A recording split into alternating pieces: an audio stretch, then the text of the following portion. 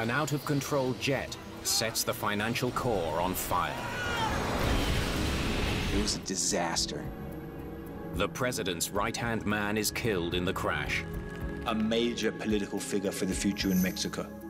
In a nation at war with drug cartels, there was a lot of narco trafficking going on, a lot of drug culture.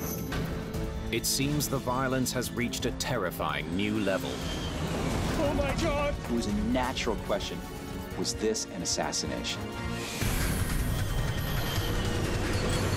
Mayday, mayday.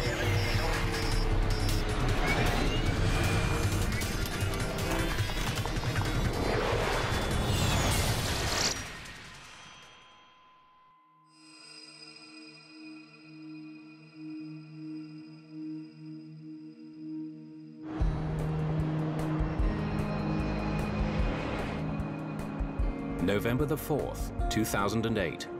A Learjet 45 is cruising over central Mexico. Victor Mike Charlie, radar contact. Descend to 200. 200, Mike Charlie. Alvaro Sanchez and Martin Oliva are at the controls. Both pilots are captains. But tonight, Captain Oliva is flying the plane. I'll start setting 250, Alvaro, okay? Sounds right to me. The flight is a special government charter. We must be getting close. The country's interior minister and his entourage are flying to Mexico City.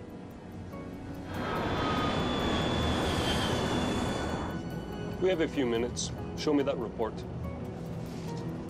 Juan Camilo Murillo is just 37 years old and already a rising star on the Mexican political scene. Anybody who becomes Interior Secretary has become a very important figure in Mexican politics. He was considered a personal friend of President Felipe Calderón. The politicians are on their way back to the capital after a day of talks aimed at combating the nation's skyrocketing rate of violent crime. 2008 was a key year in terms of drug-related violence in Mexico, a year of major escalation. And we saw a time where people began to get very worried about where this could go. The Mexican government has chartered a Learjet 45 for the flight. It's a high-performance aircraft that's also economical to fly. Victor Mike Charlie, descend to 15,000 feet. Altimeter 3024.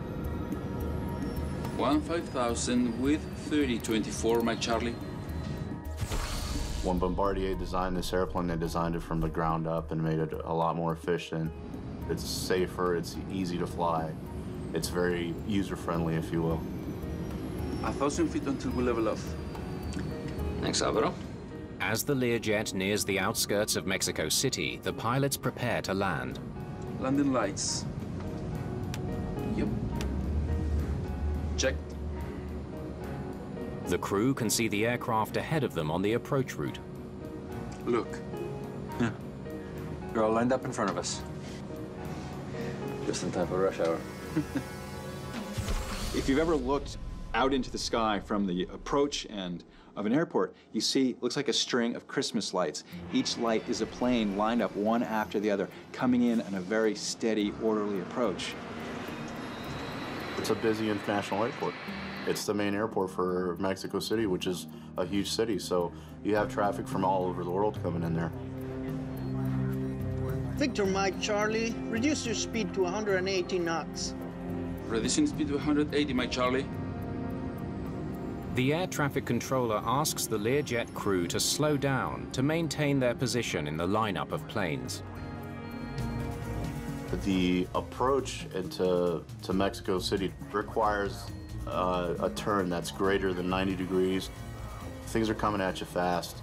ATC telling you to turn this heading, maintain this speed, slow down to this speed. Should I pull the nose up? No, leave it. Leave it for now. Tonight, Alvaro Sanchez is serving as something of a mentor. But we're about to level off, right? Yes. He's more experienced in the Learjet than Captain Oliva. There, speed stabilized. Okay. This is one of the busiest and most critical stages of any flight. Flap down. Sanchez extends the flaps so he can further reduce their speed. Here, ATC is sequencing you, and they're basically telling you where to go, how fast to go, how high to go, how low to go, in order to sequence the traffic into the airport. Give me 8800, please. 8800.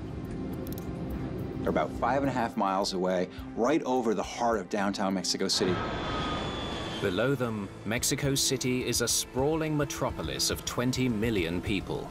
With some of the worst traffic in the world, a sea of cars fills the downtown core.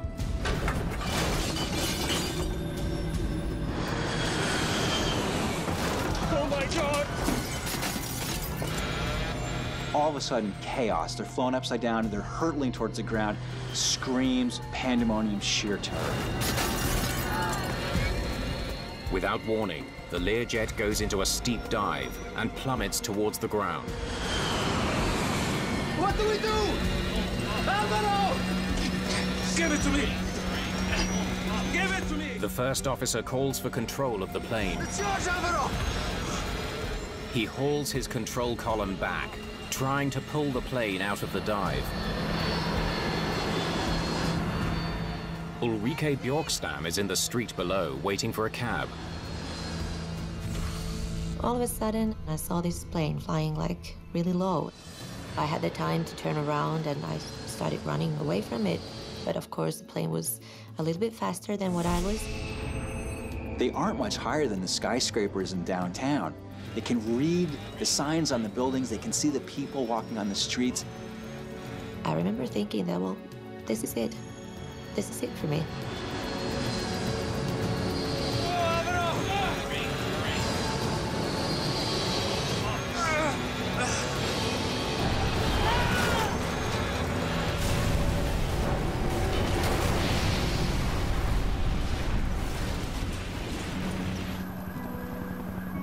Learjet Victor Mike Charlie has devastated Mexico City's financial district. It was a disaster. Witnesses said that the flames reached higher than the surrounding buildings. None of the 9 people on board have survived. The crash has also killed 7 people on the ground and injured dozens more.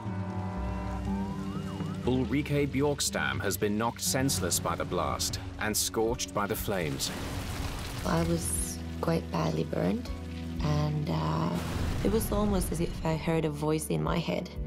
It was this one thought that I had, that I need to get up now if I'm ever gonna get up. Just to remember, like, a lot of explosions, cars exploding, and there was this man running towards me and asking me, like, what was that? What happened? Was it a bomb? Like, no, it was a plane. Hasta el momento se tiene confirmado, según Marcelo Ebrard, que el secretario de Gobernación Murillo, Mexico City is in chaos as crews battle to control the fire. The sudden loss of the Interior Minister leaves the country in shock and the government facing a potential crisis. There's immediate speculation that the crash is related to Mexico's war on drugs. This happened in a year when there have been intense confrontations between drug cartels and police, when drug cartel assassins had been murdering officials in their own homes.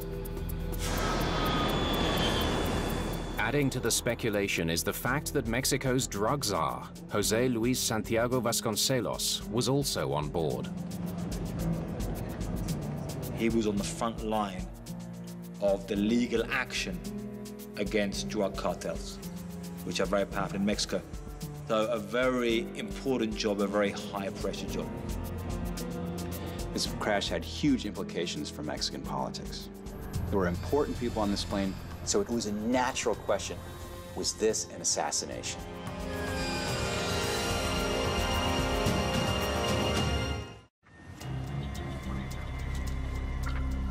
The morning after a government Learjet slams into the heart of Mexico City, investigators begin their work at what may well be a crime scene. One of the high-ranking politicians on board, José Luis Santiago Vasconcelos, has been a target in the past. He had said there had been threats against him, and they discovered a plot to try and kill him. Have the cartels finally succeeded? If so, it would mark a dangerous escalation in their war against the Mexican government. This is really concerning. This is no longer simply a criminal problem. It's starting to become a national security issue. And there was much fear across the country. Desperate to quell public anxiety, Mexico asks for help from the United States. They call in the FBI and the National Transportation Safety Board. The NTSB's Joe Cedor knows this is an assignment like no other. As soon as we heard that there was what we would say the equivalent of the Mexican vice president on board, I knew that it was going to be a very political investigation and would require a lot of politics, a lot of interpersonal skills, more than even just the technical side of things. Joe Cedor, NTSB. Amid the chaos of the crash site, Cedor's first job is to try to identify all the aircraft debris. All right, if you're absolutely sure it's from the plane, it goes over there. Okay? Everything else I want here. It's a monumental task. With so much damage to buildings, cars, and the city itself, isolating wreckage from the Learjet is next to impossible. This plane crashed into rush hour traffic in the middle of one of the world's biggest, busiest cities. There's wreckage everywhere. There's debris. Is it a car? Is it a plane? Who knows? I mean, it's just a mess. Investigators make an early breakthrough. They recover the plane's flight data recorder. If it survived the fire, it could hold crucial clues about what went wrong. We can glean out a lot of information from the recordings from air traffic control, from the impact, from radar, but to get some very specific information, we would really want that flight data recorder to tell us what the flight of the aircraft was. That's great. One down, one to go. All right, it's got to be nearby. Let's keep looking. But the second black box, the cockpit voice recorder, is still missing. Investigators need to find it, and fast. Faced with the suspicious death of two key members of the government, President Felipe Calderón himself is watching their every move. In fact, I briefed the president of Mexico, President Calderón, at least 3 or 4 times. I was dealing with his aide, his personal aide, on a daily basis, if not hourly basis. One of the things that he wanted to prove was that this was not either a drug hit or a political assassination. President Felipe Calderón was very vested in this case. So the pressure on the investigators doing this was absolutely immense. They had to get answers. They had to get them soon.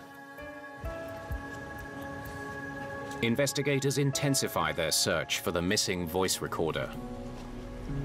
All right, this is what we're looking for. But bear in mind, it might not be orange anymore. With a fire like that, this thing could be burnt black. All right, let's go, spread out. We got photos down so that everybody would know what it looked like, and we had to tell them, no, these are orange photos, but they could be anywhere from brown to black to being crumpled up. While aircraft investigators comb through the wreckage, the FBI begins testing for explosive residue, evidence that a bomb downed the plane. But with so much debris to test, getting a definitive answer won't be easy. An intensive search for the cockpit voice recorder turns up nothing. Until an overlooked piece of blackened debris suddenly catches an investigator's eye. It was interesting because we had been walking over the CVR the entire time we were on scene. But because it was brownish black and it was on its side, I believe, that we just didn't identify it initially. Let's see what we got here. I must have walked over this 10 times. Mexican investigators will accompany the boxes to Washington, D.C., where experts at the NTSB will do their best to recover the crucial data. They do not have the recorder labs available like we have here in the NTSB. And so they were very open to the fact that as soon as they found it, it was a given that they were going to be coming to Washington, D.C. Oh, what have we got here? Back at the crash site, a wing embedded in the roof of a car is one of dozens of pieces of wreckage Cedar needs to chart. It's the right side. It's the right wingtip. He wants to know if the plane came down in one piece, or if it broke apart in mid-flight, something that would point strongly to a bomb. Well, this is the nose. The whole plane's here. There's no way it blew apart in the air. So we had the left wingtip, both left and right horizontal stabilizer and the vertical stabilizer. This told us that the whole aircraft had made it to the accident site, as we say. The fact that the debris was so tightly clustered together on the ground really was strong evidence against the notion of an in-flight explosion. Mexican and US investigators breathe a collective sigh of relief. FBI test results confirm the finding. Yeah, I gotta go. All right, bye. There's no evidence of a bomb. When the FBI took samples around various parts of the aircraft, and even, I believe, even on parked cars and in the building, they found no trace of any explosive device.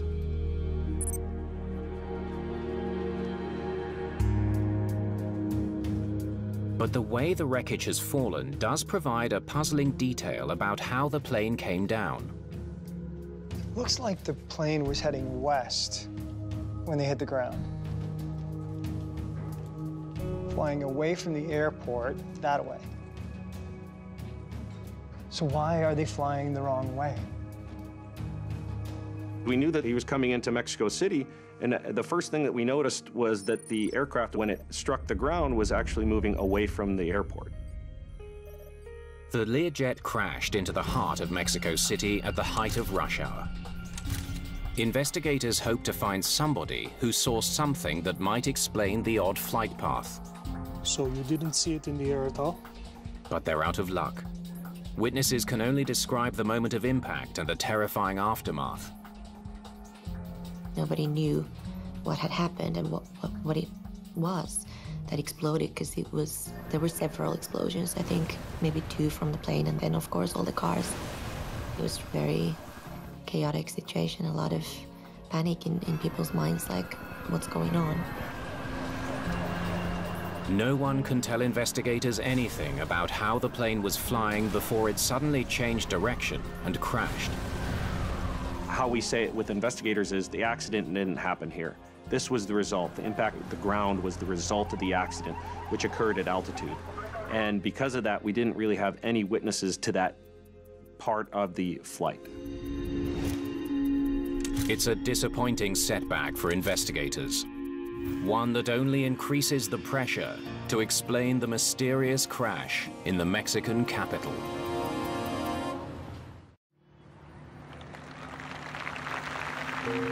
At a state funeral, the Mexican president honors the victims of an air disaster that set Mexico City ablaze and shook the nation to its core. Al licenciado Juan Camilo Mourinho Terrazo, secretario de Gobernación, así como a sus destacados... President Felipe Calderón lost a good friend and a protege, as well as his number 2 in the government. The somber moment is a reminder that there is still no explanation for the crash that killed 16 people. For those who survived, it's a reminder of how lucky they are. I felt guilty of being alive because so many other people got killed, and it could have been me. So why did I survive and not the rest of the people who were next to me on the street?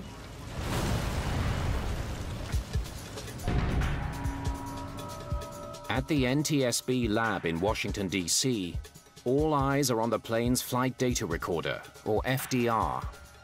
It could hold vital clues, data that will explain exactly what happened in the last moments of the flight. Flight data recorders can hold up to several thousand streams of data at any time. This includes everything from control inputs, control surfaces, speed, temperature, pressure, pretty much everything an investigator would want to look at. Technicians manage to download all the data, but investigators quickly realize it won't be any help in solving the crash. The information is more than 2 years old. The recorder stopped working long before the accident flight. It was a very disappointing news to hear that we did not have any of the accident flight recorded. Investigators need a new strategy if they hope ever to understand why the Learjet ended up flying the wrong way.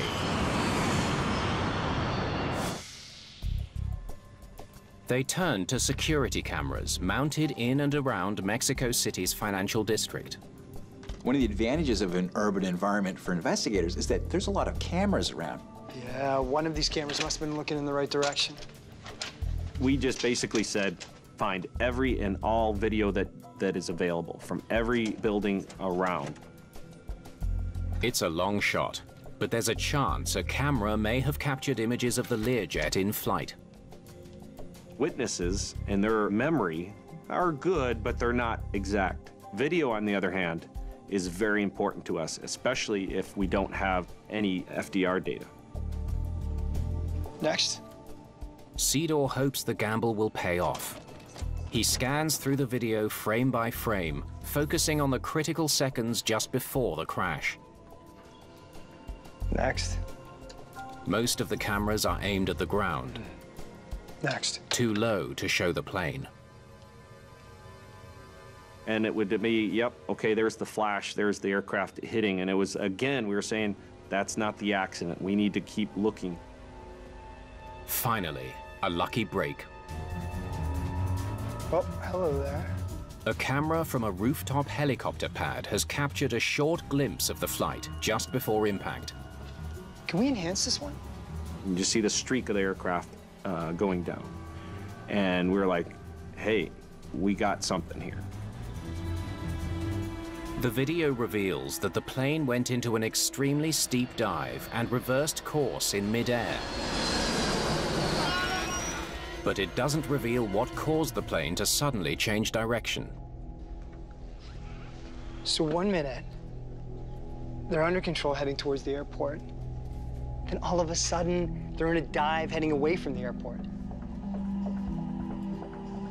I don't even know how you turn around that fast.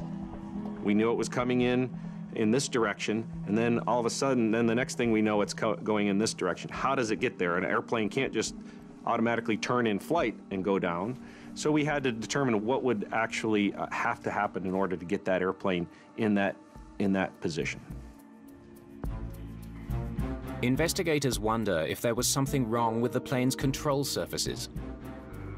I guess if these spoilers were to fail just on one side, that could flip it. The rudder, ailerons, and spoilers control the aircraft's movement through the air. A malfunction in one of them might have thrown the Learjet out of control. You have a spoiler that comes up on one wing and not the other, it can create a rolling moment that would cause an upset. Investigators check the mechanism that moves the spoilers. They are hydraulically operated. So was there hydraulic problems with the aircraft? Spoilers were retracted, so that's not it. There's no sign of any malfunction, and none of the plane's spoilers were deployed at impact. They couldn't have caused the problem. One by one, investigators carefully examine every control surface on the plane. They all check out. We had no evidence to suggest that this was a mechanical failure in the aircraft. It's another dead end. Investigators are no closer to understanding why a government-chartered Learjet suddenly veered off course and slammed into Mexico City. Alvaro! What do we do, Alvaro? Facing constant pressure from the highest levels in the Mexican government, investigators are running out of leads. They turn to what may be their last hope of understanding what brought down the Learjet: the cockpit voice recorder. The cockpit voice recorder doesn't just give you voices, it gives you alarms, it gives you wind sound, any other relevant audio cue that can help you figure out what happened in that crucial moment of the flight. We have a few minutes. Show me that report. Despite some damage from fire and impact forces, technicians have been able to recover the recorded data.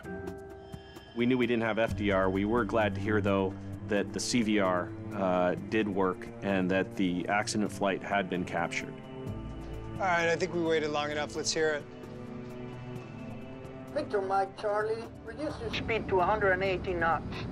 Reducing speed to 180, Mike Charlie. Because it's a small aircraft, we could hear not just all the sounds that were in the cockpit, but we could also hear the sounds in the cabin. We must be getting close. As they listen to the moments just before the crash, they hear nothing out of the ordinary. No, leave it. Leave it for now. One of the things that it did reassure us is that there was not an intentional act that brought down the aircraft. There was no sounds similar to a struggle. There was no sounds of an explosive device. And so that helped close the book on that aspect of the investigation. The mystery of what did cause the crash persists. Left down. Investigators listen as the pilots descend towards the runway. Look. Yeah. They're all lined up in front of us. All seems well, until... Turbulence from that thing. Oh, man. One of the interesting things that we did hear was that the flight crew did mention turbulence. What the hell? All right, sounds like that's where the trouble starts. Where are we at? 14 seconds before hitting the ground. It seems the Learjet hit a patch of violently unstable air. Oh my God! All of a sudden, boom, they're upside down, plummeting towards the ground. Alvaro! What do we do? Alvaro! Without the flight data, the voice recording leaves investigators with only a partial picture. We don't know exactly what each of these pilots was thinking at the time. We don't know what control inputs were being made, but it shows that there was that confusion factor in the cockpit of what to do, how to recover the aircraft from the upset. They don't seem to know what hit them. Alvaro! What do we do, Alvaro? Give it to me! Give it to me! You know, hearing that sound and, you know, putting myself in their place and knowing what that outcome is going to be, it's got to be horrible. It's yours, Alvaro! They tried to pull out, it wasn't enough. They had so little time, they had so little altitude.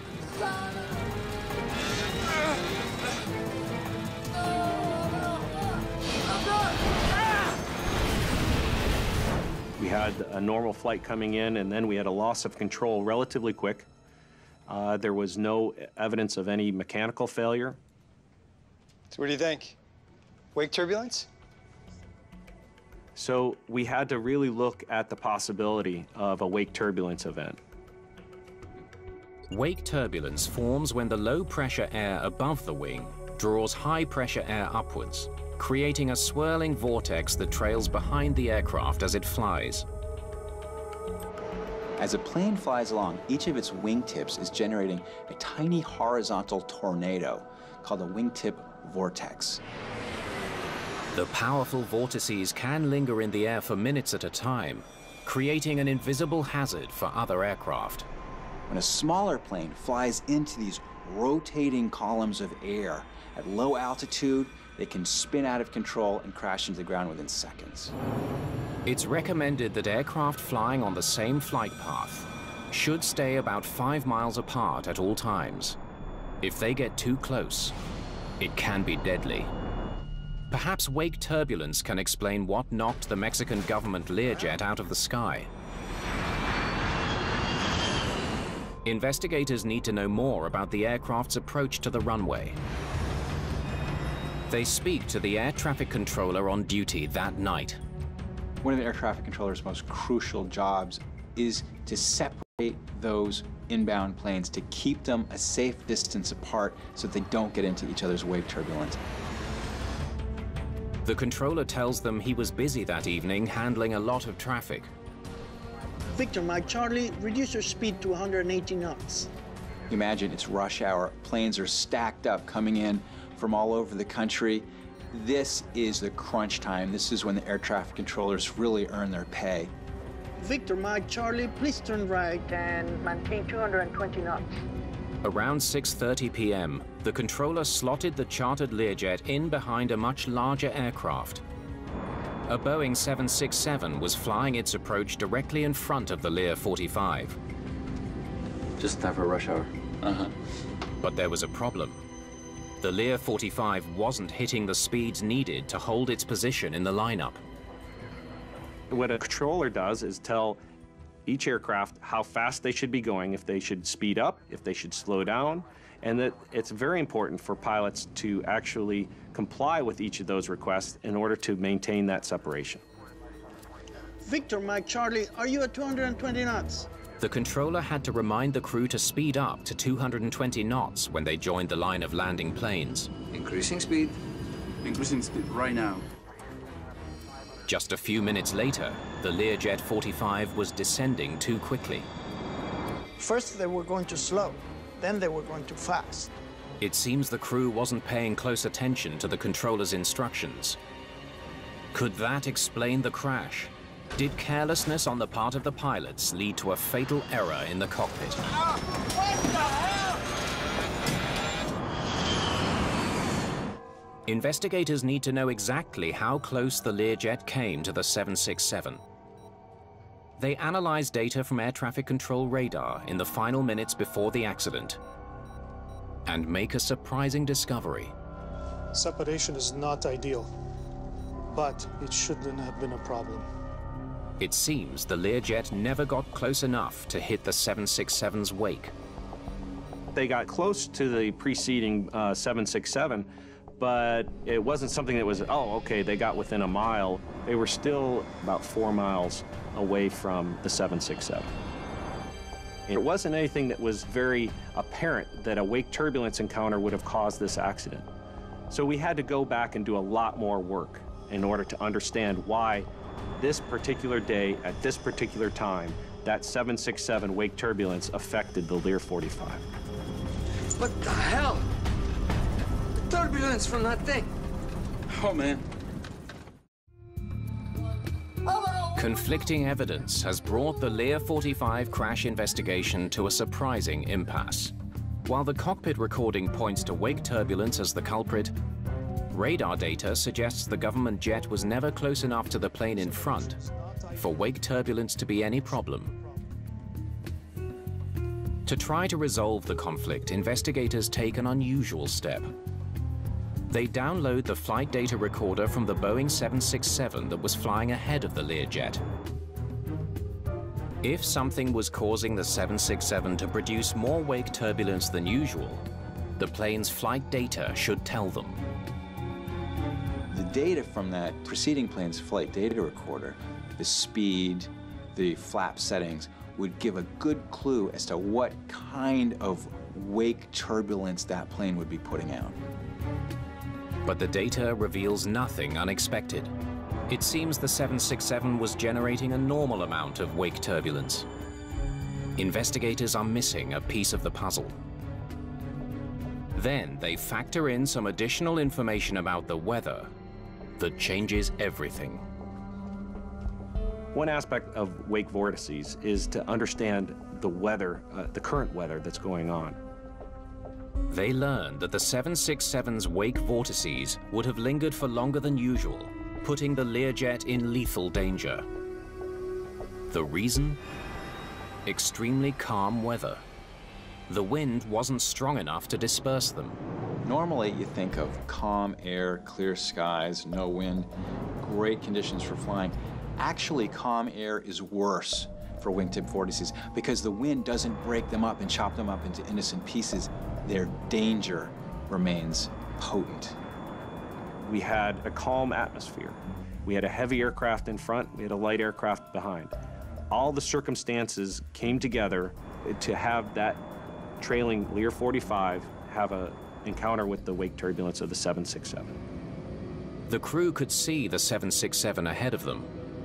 He's starting to turn. So, he's 5 miles from us.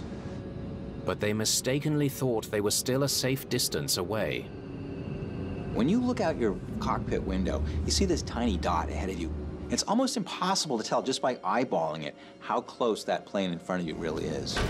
Like a sledgehammer from above, the wake turbulence slammed into the smaller plane, flipping it over. It's this powerful force, but you don't know that you're about to hit it until you're already in it. This explains the mid-air change of direction.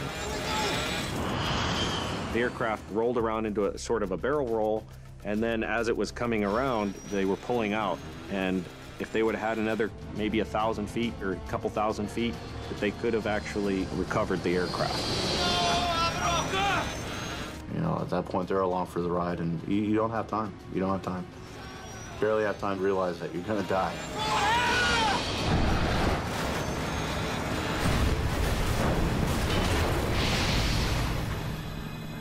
Severe wake turbulence on a calm day now appears to be the likely cause of the crash. But something doesn't sit right with investigators. They wonder why a crew entrusted with flying top government officials didn't use more caution, especially given the calm winds that evening. Once the investigators realized that it most likely was a case of wake turbulence, the big question was, how did it creep up on the plane in front of it close enough that it hit that wake turbulence? The key to a successful descent is reducing the plane's speed and altitude in a controlled way. When you're coming into a busy airport at peak rush hour time, you don't have a lot of room for error. You can't screw up. You have to know what you're doing. The 767 is coming down nice and steady. Now, look at the Lear. The comparison of the 767's final descent with that of the Lear 45 reveals two different piloting techniques. Should I pull the nose up? No, leave it. Leave it for now. They are using a stepped approach. The Learjet descends unevenly in a series of steps, speeding downward to lose altitude, then leveling off to slow down. The 767 ahead of them is descending on a steady slope towards the runway. If a pilot's really in control of his airplane, he can lose altitude and lose speed at the same time. If he's not really in control, he'll focus on one or the other. The Learjet pilots didn't successfully control either their speed or their altitude. There, speed stabilized. Okay. They flew too fast towards the plane ahead and dropped down too far. Flaps down.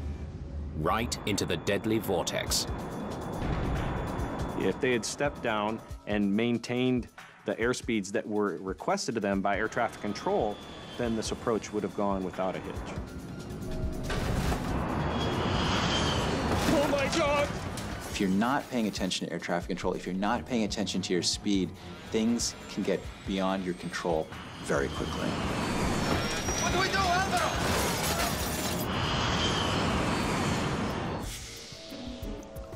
Let's hear it again, please.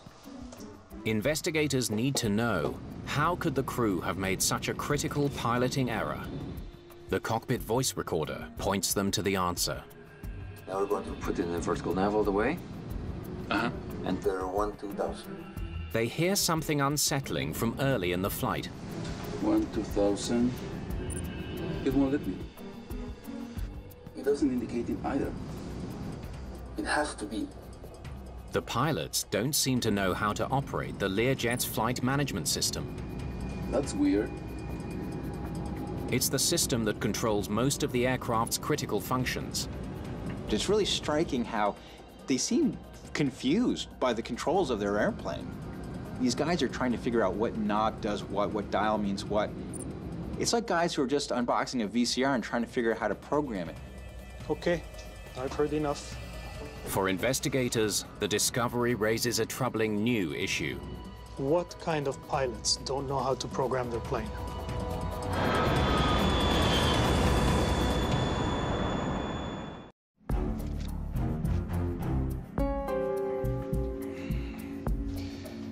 All right, let's see what we have in these two. Investigators dig into the work records of the two Learjet pilots. They're looking for anything that could account for the pilot's lack of proficiency in the cockpit. What the hell?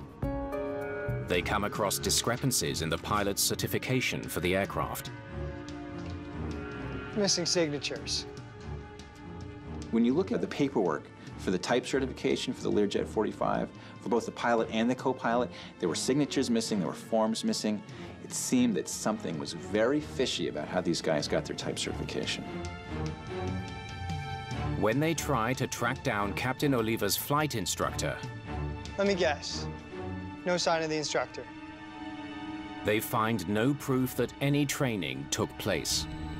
We were very surprised to hear that this was happening at such a high level in the government, where it's not the president, but it's the equivalent of the vice president that's flying around with pilots that have very questionable training and backgrounds. Investigators dig for further irregularities. They study Captain Oliva's logbook, where he kept a record of all his flights. You call the flight school? They contact the flight school where Captain Oliva trained. They learn that many of the training flights he claimed to have made never took place. The flight school that provided that information definitely found that there were some issues with his command of the aircraft. Investigators reach a shocking conclusion. The pilot in command of a Mexican government Learjet was a fraud. It's pretty mind-boggling that a pilot would fake his own credentials. This is a plane that you're flying. You're in it. Your life is at stake, too. You'd think you would want to have the proper credentials to fly an airplane. These guys were totally faking it. The truth about Alvaro Sanchez and his qualifications is equally shocking. His claims to be a member of a Learjet 45 training team and an instructor are also proved false. These are people who clearly were enamored of the convenience of cutting corners, taking advantage of some corruption somehow to fly a plane that they had no business being in, let alone flying. We must be getting close. It was their own fraud and deception that ultimately led the pilots into a situation they simply couldn't handle. Shepard knows that. No, leave it. Leave it for now. They found themselves piloting a powerful jet they didn't know how to control during a demanding descent in high-risk conditions. It all added up to a fatal outcome. It's highly irresponsible. It's irresponsible because at that point you're putting yourself in danger, you're putting the people that you're flying, you're putting them in danger, you're violating their trust. In the aftermath, Mexican authorities suspend the licenses of 2 flight schools suspected of issuing false training documents to the Learjet pilots. Some of the recommendations from this accident was to have more oversight authority for these type of flights, because there is a need for these important political persons to have the best possible flight crews, the best possible aircraft, the best possible operation there is in order to have safe flights. This job might have seemed like a really appealing one, to fly around one of the most important people in the country. And that might have made them feel like it was worth it to cut corners on their training and their credentials. But it was a heavy price to pay.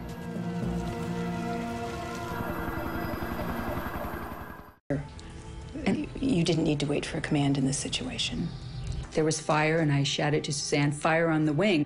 She ran back to my exit and saw Suzanne standing there, getting ready to open the door, and just saw the door crumple like cheap tinfoil. And I thought, oh my God, we're trapped. I was staring at the door, and I yelled, "Unfasten your seatbelts, remove your shoes, leave everything, come this way." And as I stared at the door, a jagged hole seemed to open up in the roof over the door. And the next thing I knew, I was outside that. I don't know how I got out there. Joan was standing there yelling, "Suzanne, take my hand." And I was standing above the level of the door on fuselage rubble pieces. And I leaned down and said to Suzanne, "Give me your hand." She grabbed me out with one hand. I mean, I don't know how she lifted me. And then we were standing up on top of almost on top of this airplane. And I thought, it's really a long ways down. If we jump, we're going to break our legs. We were on debris. It was like ice flows, big chunks of fuselage kind of moving all around. The engines were starting to disintegrate already. We could hear them disintegrating and throwing metal. I lost Joan's hand very quickly, so I jumped. And it seemed like the leap from a second-story building. The captain, he elected to jump down in the first-class section of the airplane. And when he hit the first-class floor, the floor collapsed and he fell on down into the cargo area. It was so hot that the oxygen bottles exploded and burned him very badly, as a matter of fact. It was a survival mode that kicked in, and it was just get out of that airplane. I didn't stop to think about how it happened. I went to where the door would have been, and I left my wife seated. And then it came to me, what am I doing? Where's my wife? So I turned around, and she was coming, and I said, I will jump and try and break your fall. My husband was sitting to my right, and I undid his seatbelt and kind of pushed him out of his seat to get him moving. And we headed for the door that was closest to us. And it was engulfed in flames, and there was no way to exit that way. I looked over, and at some point, someone had opened the other door, which was amazing to me. And I just yelled over here and headed toward the door on the other side, which was, again, the wing door. In the haste to get out of the burning plane, Karen became separated from her husband. He died in the flames.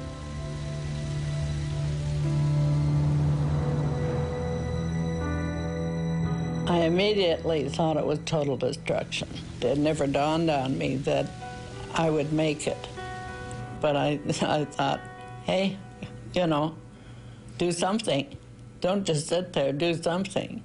I just went over the seat backs, and I'm not that athletic really, but I went over 3 rows of seats. One man was sitting there looking like I need help, but I couldn't help him. When KLM hit us, all communication stopped. The tower called and couldn't get any response from either the KLM or ourselves. There was an airplane in the holding pattern right above Tenerife. Called the tower and said, I see smoke and wreckage on your runway. Rodeos approach Sterling 105. We're downwind from runway 30 and something's glowing on the field. Looks like a fire. Are you aware of any fire? Shit, this can't be true!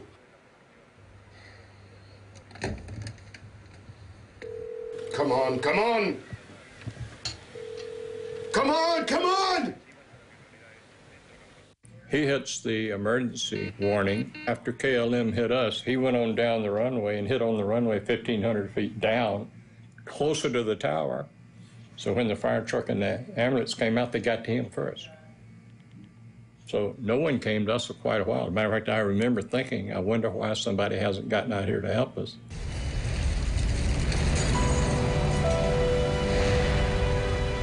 It's complete bedlam. In the fog, the fire trucks don't know where to go. When they eventually find the Dutch plane, it's hopeless. Everyone's dead. And the whole time, they don't realize there's a second plane a short distance away, hidden in the mist, with people waiting to be saved. It's another 20 minutes before the Pan Am plane is discovered. Only 20% of the Pan Am passengers get out alive, and most of them are gathered on the left wing, which has somehow miraculously remained intact.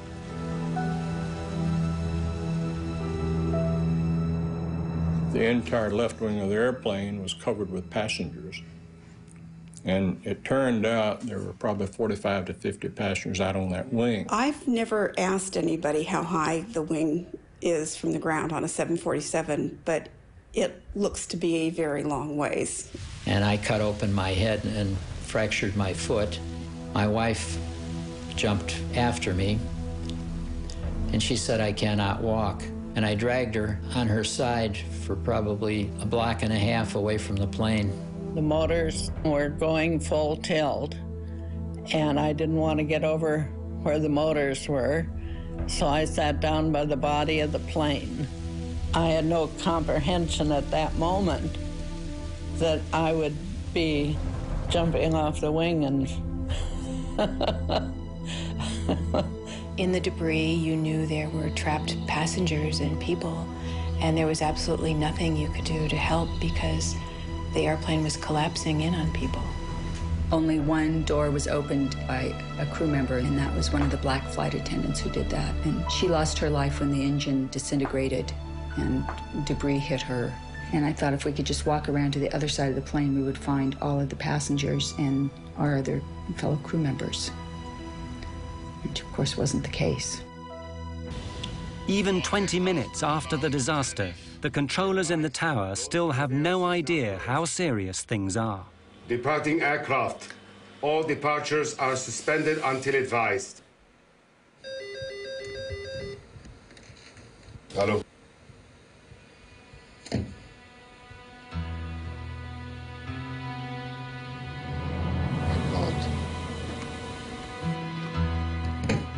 My God.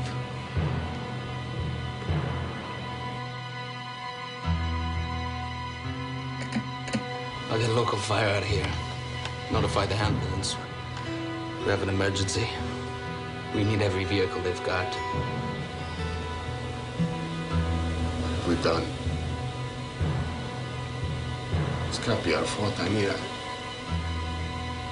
I told him to clear the taxiway.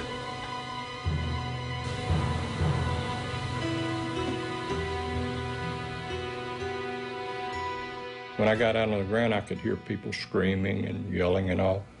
Within about 5 minutes, you heard absolutely nothing. There was no noise at all, just the airplane burning.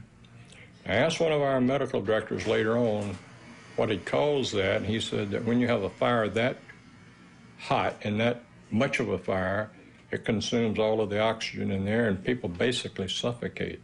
I felt so responsible because I couldn't take care of my passengers, and so helpless in looking back and knowing that there's nothing you can do. You can't get back in the aircraft. There's no way to get in it, and it's all on fire. Of the KLM plane, very little remains. It had continued flying for another 400 meters before slamming into the ground.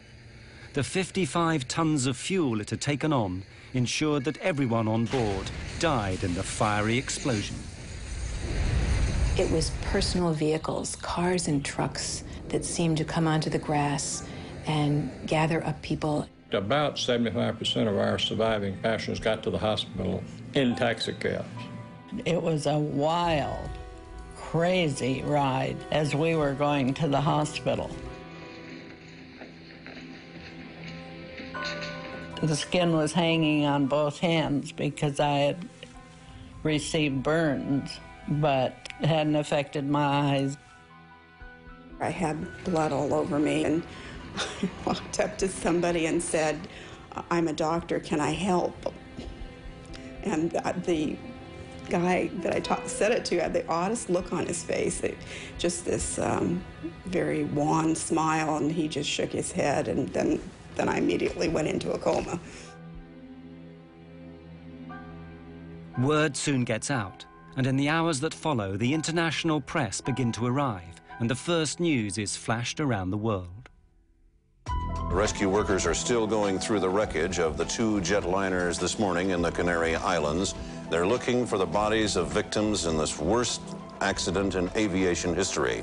2 jumbo jetliners, 747s, collided on the ground at the airport at Santa Cruz de Tenerife yesterday morning.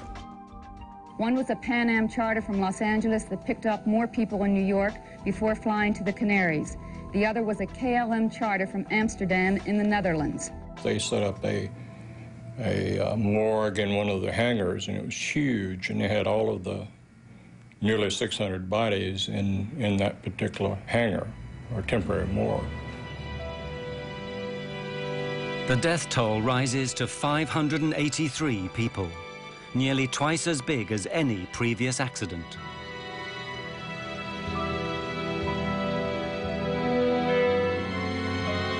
And then everyone begins asking the same questions. How and why could two state-of-the-art airliners smash into each other on the same runway?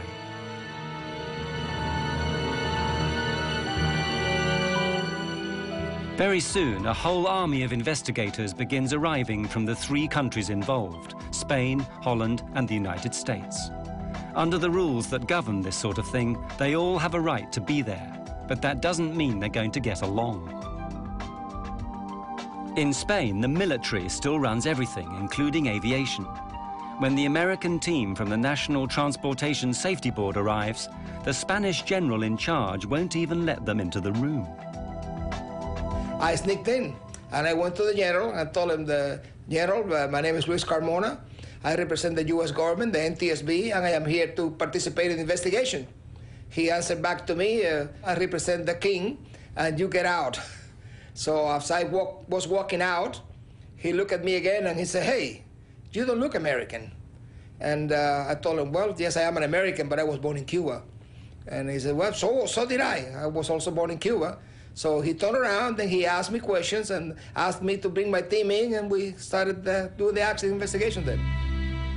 The investigators discover the chain of coincidences that had led remorselessly to the deaths of 583 people. If any one of them had not occurred, neither would the accident.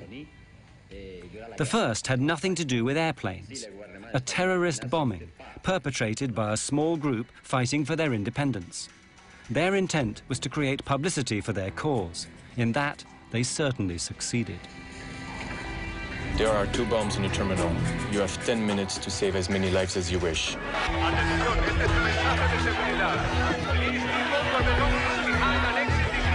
The airport is closed. Divert to Los Olejos Airport via Tenerife VOR. Descent flight level 250.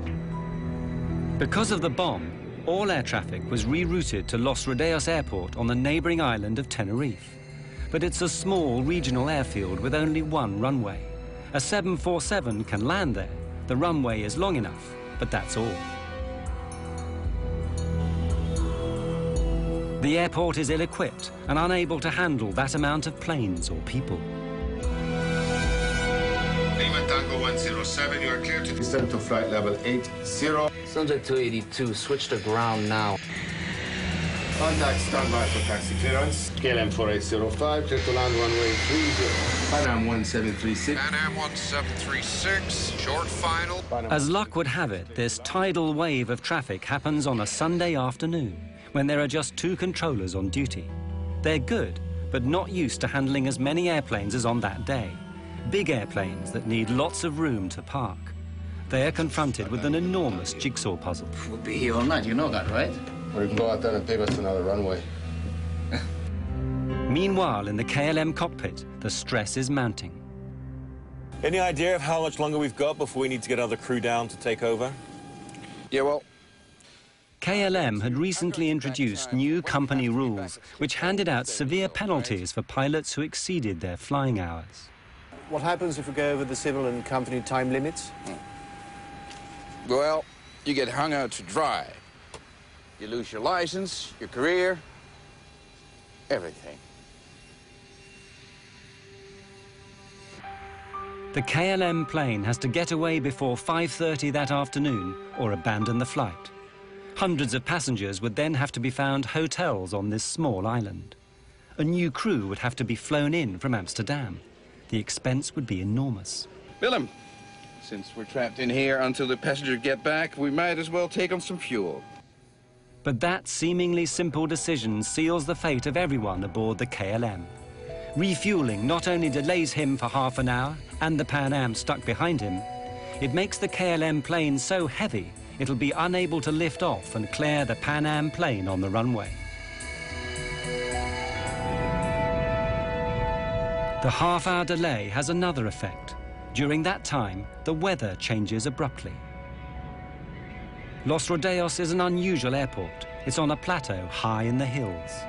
Los Rodeos Airport is at 2,000 feet elevation, and the normal clouds in the area, they stay about 2,000 feet.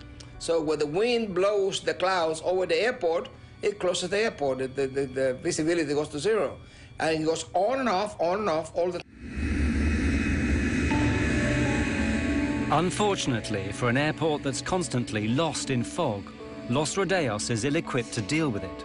It has no ground radar so that controllers can see where the planes are. In fact, the facilities are downright primitive. When he was not, they had a person sitting in a building next to the runway, and he just took a visual measurement of the weather, and that's how the weather was checked. And that's about all. In the fog that day, both aircraft are invisible to the controllers. I lost them. I can't see no visual contact. There are no runway center lights working either. Visibility is on the borderline of what is safe. In fact, as far as the Pan Am crew is concerned, it's below the legal minimum, so no aircraft can take off. Look at it out there. I mean, this cloud just rolled right onto us. I don't think anybody has the minimums now. But the Dutch are working to a different set of rules. The scene is all set for a disaster. What will actually trigger it? The Dutch investigators thought they'd found the reasons. God damn it. Of all the days this has to happen. Just when Spain is going to teach Hungary a lesson in football. The controllers, they say, were listening to the football on the radio. Perhaps their minds weren't on the job. Furthermore, their bad English had confused the pilots. Taxi into the runway. And leave the runway third. Third to your left. Third to the left, okay. Third, he said? 3. Third. Third to your left. I thought he said Leave the first. runway third to your left. Third one, sir. 1, 2, 3. Third one. 1, 2. Good, well, that's what we need, right? The third one. 1, 2, 3. We were listening to the controller talking to the other airplanes. We were listening to the controller giving the ATC clearances, the taxi clearances. And he spoke clear enough English for anyone, I think. So I'd have to say no, I don't think the controller was involved at all. I don't think he had any fault at all in this accident. 1736, just checking that. That's the 45 there. But the Dutch haven't finished yet. Yeah, that's this one here. Yeah, I know. They make an even more controversial claim, one that provokes a blazing row, that the Pan Am plane had caused the accident by being on the runway when it shouldn't have been. They hadn't followed orders to turn off. Okay, for sure. Maybe he counts these as 3. Oh, I like this.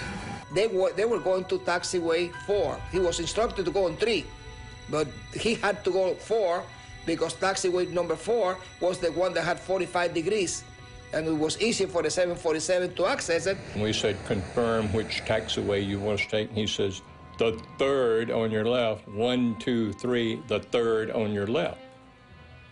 And here again, I still believe this. I think he had seen us go by the first one, and when he says count 3 more taxiways, the third, 1, 2, 3, we were doing exactly what we thought he meant for us to do, and I still think that's what he meant for us to do. It was the logical taxiway to take. Whether they should have taken the 3rd or 4th exit became largely irrelevant anyway, because it became clear that Captain Van Zanten had made one of the most elementary mistakes a pilot can make. He'd taken off without permission. We have 700 meters visibility here now. Wait a minute. We don't have ATC clearance. I know that. Go ahead, ask. KLM 4805 is now ready for takeoff. We're waiting for ATC clearance. KLM 4805, you're clear to the Papa Beacon. The KLM is given its ATC clearance, which is simply the route it must follow after takeoff. Now, it must wait for permission to take off. 325 radial at Las Palmas VOR. Roger, sir. We're cleared to the Papa Beacon, flight level 90. Right turn out 040 until intercepting the 325. We're going. But why didn't his crew stop him? It's very difficult for a co-pilot or a flight engineer to tell the captain, hey, look, you missed something. Tenerife exposed a problem that had long existed in commercial air travel. The pilot was regarded, and often regarded himself, as God. The captain is always right. He's never wrong. No junior officer was ever going to contradict the airline's top pilot, the man who'd given him his license.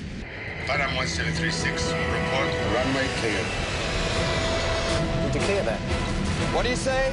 Is it declare the Panam? Oh, yes. Captain Van Zanten, highly stressed, knowing that he has to take off or abandon the flight.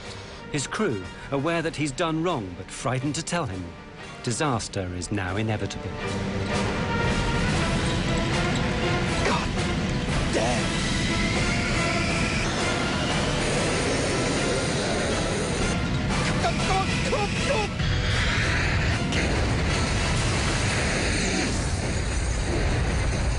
The official report is written by Spain. It blames the accident on Captain Van Zanten's decision to take off without permission. The Dutch refuse to accept it.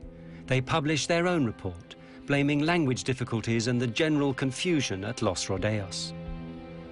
What I learned from the Tenerife accident is that regardless of how well qualified, experienced, professional, and exact professional you are, okay, accidents, as long as human beings are involved, accidents can always take place. The insurers pay out a record sum, $2 billion in today's money. As for the survivors, the images of the 27th of March will always be with them. They've just learned to live with them, that's all. And whenever I have friends that travel, I tell them, make sure you know where your exit is, make sure you read all that stuff, know how to get out of the airplane. I mean, those are important things. I never had nightmares. I had only dreams about being helpless and being at an airport behind a big, thick window and watching an airplane take off and knowing that it was going to crash and wanting to shout out, but there's this big, thick glass window. You're just helpless, and that's what you feel, is this, because our responsibility is to take care of everyone, and that's what we want to do, and we couldn't do it. We couldn't save them.